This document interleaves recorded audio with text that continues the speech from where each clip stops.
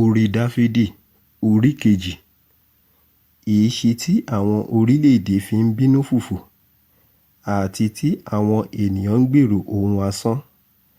Àwọn ọba ayé kẹ́sẹ̀ jọ àti àwọn ìjòyè gbìmọ̀pọ̀ sí Olúwa àti sí ẹni òróró rẹ̀ pé, ẹ jẹ́ kí a fa ìdè wọn já, kí a sì mú okùn wọn kúrò ní ọ̀dọ̀ wa. Ẹni tí ó jókòó ní ọ̀run yóò rẹ́rìn-ín, Olúwa yóò yọ súùtì sí wọn. Nígbà náà ni yóò sọ̀rọ̀ sí wọn ní ìbínú rẹ̀, yóò sì yọ wọ́n lẹ́nu nínú ìbínú rẹ̀ kíkan. Ṣùgbọ́n mo ti fi ọba mi jẹ lórí Síónì òkè mímọ́ mi. Èmi ó sì ròyìn ìpinnu Olúwa. Òun ti wí fún mi pé, ìwọ ni ọmọ mi, lónìí ni mo bí ọ.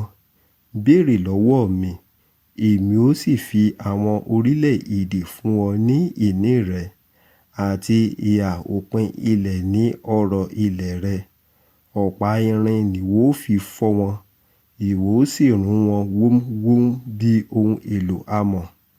Ǹjẹ́ nítorí náà kí ẹ̀yin kí ó gbọ́, ẹ̀yin ọba, kí a sì kọ́ yín, ẹ̀yin onídàájọ́ ayé.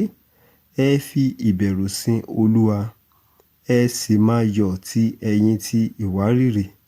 Fi ẹnu ko ọmọ náà lẹ́nu kí ó má ṣe bínú.